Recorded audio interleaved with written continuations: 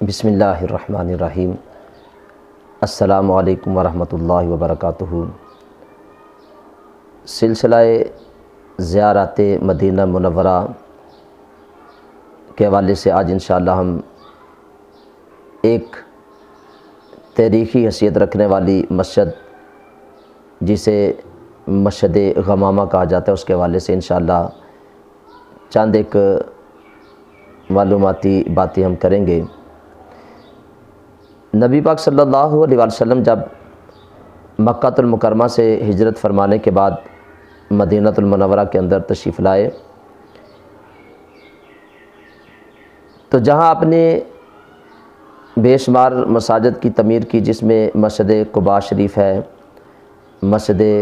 نبوی شریف ہے، اور بھی باقی مساجد کے ساتھ ساتھ یہ مسجد غمامہ، اسے بھی نبی پاک صلی اللہ علیہ وسلم کے ظاہری دور حیات کے اندر مسجد کی شکل جو ہے اس کو دی گئی۔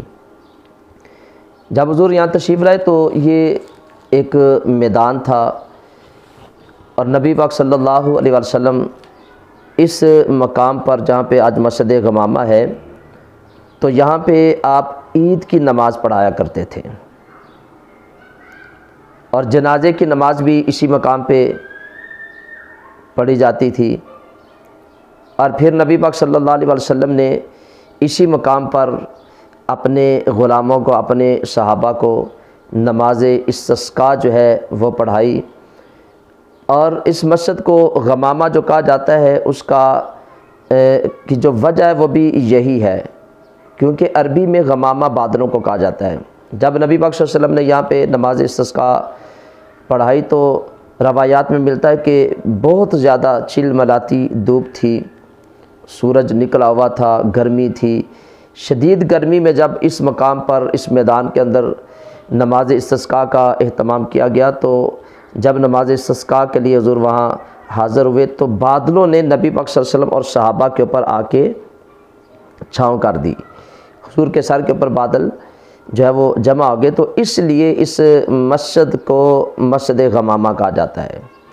ویسے اس کو اگر حدیث پاک کے اندر دیکھا جائے تو اس جگہ کو مسجد مصلی کہا جاتا ہے،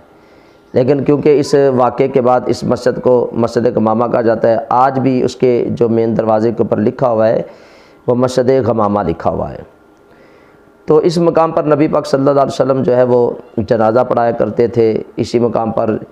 عید کی نماز جو ہے وہ پڑھی جاتی تھی، اور حبشے کا جو بادشاہ نجاشی بادشاہ ہے اس کا جو جنازہ ہے وہ بھی نبی پاک صلی اللہ علیہ وسلم نے غائبانہ طور پر اسی مقام پر پڑھایا تھا۔ تو تاریخ کے اندر اس مقام کی بڑی ایک تاریخی حیثیت ہے۔ آج بھی جو لوگ حج کے لیے یا عمرے کے لیے جاتے ہیں اور پھر نبی پاک صلی اللہ علیہ وسلم کی پاک بارگاہ میں وہ ہدیہ اور نذرانہ پیش کرنے کے لیے جاتے ہیں تو وہ اس مقام پر بھی جاتے ہیں۔ جو باہر سے سیاح آتے ہیں سیاحت کے لیے تو وہ بھی اس مقام کی زیارت کرتے ہیں، یہ ایک تاریخی مقام ہے ان کے سامنے۔ اور یہ مسجد نبوی شریف جو باب السلام ہے، جہاں سے ہم نبی پاک صلی اللہ علیہ وسلم کی بارگاہ میں سلام کرنے کے لیے حاضر ہوتے ہیں، تو باب السلام والی سائڈ پر جو یہ مقام ہے تقریباً 500-600 میٹر کی مسافت پر جنوب مغرب کی طرف یہ واقع ہے۔ اس مسجد کے اوپر 5 گنبد بنے ہوئے ہیں، ایک اس کا مینار ہے، اور جو اس کا بیرونی حصہ ہے یہ کالے رنگ کے پتھروں کے ساتھ بڑی خوبصورت طریقے سے اس کو مزین کیا، بڑی خوبصورت یہ مسجد لگتی ہے۔ تو آپ بھی جب وہاں جائیں تو ضرور اس مسجد کی زیارت کریں۔ ایک تاریخی مسجد ہے جہاں پہ نبی پاک صلی اللہ علیہ وسلم کثرت کے ساتھ جایا کرتے تھے، آپ کے قدم مبارک وہاں لگے ہوئے ہیں، آپ نے وہاں پہ نمازیں ادا کی ہیں، نماز جنازہ ادا کی ہے، اور نماز استسقاء آپ نے وہاں پہ ادا کی ہے، عیدین کی نمازیں آپ نے وہاں پڑھی ہیں۔ تو اللہ تعالیٰ سب کو توفیق دے، مدینہ پاک وہ سب جائیں، میں سب کے لیے دعا کرتا ہوں۔ اور جہاں آپ نبی پاک صلی اللہ علیہ وسلم کی پاک بارگاہ میں حاضری کے لیے جاتے ہیں، مسجد نبوی شریف کی حاضری آپ کو حاصل ہوتی ہے، تو مسجد غمامہ کی بھی حاضری کے لیے آپ ضرور جائیں۔ یہ تاریخی مقام ہے، یہاں پہ نبی پاک صلی اللہ علیہ وسلم کا کثرت سے آنا جانا ہوا ہے۔ تو میں اپنے تمام ساتھیوں سے یہ گزارش کروں گا کہ ان زیارات کو بھی کریں اور زیارات کے ساتھ ساتھ ہمیں بھی یاد رکھیں، ہمارے لیے بھی اللہ کی بارگاہ میں دعا کریں اللہ ہمیں پھر دوبارہ اپنے محبوب کی پاک بارگاہ میں حاضری کی توفیق دے۔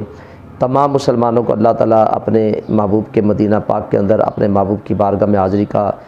شرف عطا فرمائے۔ اس ویڈیو کو بھی زیادہ سے زیادہ دوست احباب تک شیئر کریں، وہ بھی اگر اس ویڈیو کو دیکھیں گے، ان تاریخی مقامات پہ جائیں گے تو انشاءاللہ آپ کو بھی اجر ملے گا، مجھے بھی اللہ تعالیٰ کی بارگاہ سے اجر و ثواب ملے گا۔ اس چینل کو بھی سبسکرائب کریں، بیل آئیکن کے بٹن کو بھی ضرور دبا دیں، جو بھی تاریخی بات ہو، جو شرعی مسائل ہوں تو وہ آپ تک ضرور پہنچے۔ السلام علیکم ورحمۃ اللہ وبرکاتہ۔